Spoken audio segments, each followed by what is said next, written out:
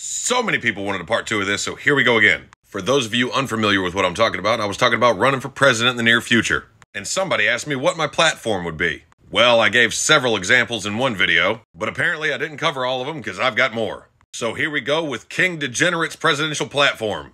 If you don't hear something you think should be in here, check part 1 to make sure you didn't miss it. First and foremost, we're going to institute teaching cursive in schools again. I know education is not the president's job and it's up to the state, but that happens to be the style of writing that the documents that explain your rights are written in. So if you can't read the documents for yourselves, you only rely on what people can tell you. You know, basically what the churches have been doing for hundreds of years. Speaking of churches, we're going to start taxing them bitches. I already said I support fair tax, but we're going to collect some back property taxes on those motherfuckers first. People didn't like the fact that I attacked Cotton Eye Joe. If you're wondering, I said I was going to make it illegal to play it in public. That pissed some people off, so we're outlawing Taylor Swift too.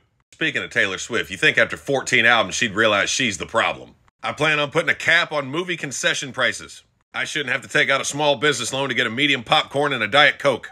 Some of you may be concerned with healthcare, so we would institute a cap on the markup for prescription drugs. No more $200 a pill for aspirin in a hospital.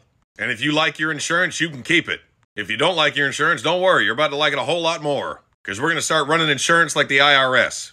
Don't get all antsy, hear me out. You pay your premium every month. If you don't have a claim, you get some of that money back.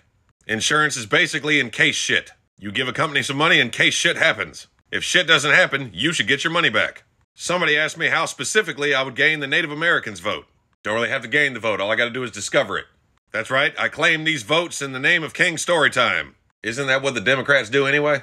A lot of people said they'd move to the States just so they could vote for me. Since when has that ever stopped you from voting? Hey, if people that died 40 years ago can vote for president, so can you. I also plan on mandating that the terms and conditions be limited to one swipe. We gonna condense that shit, cause ain't none of us ever fucking read it.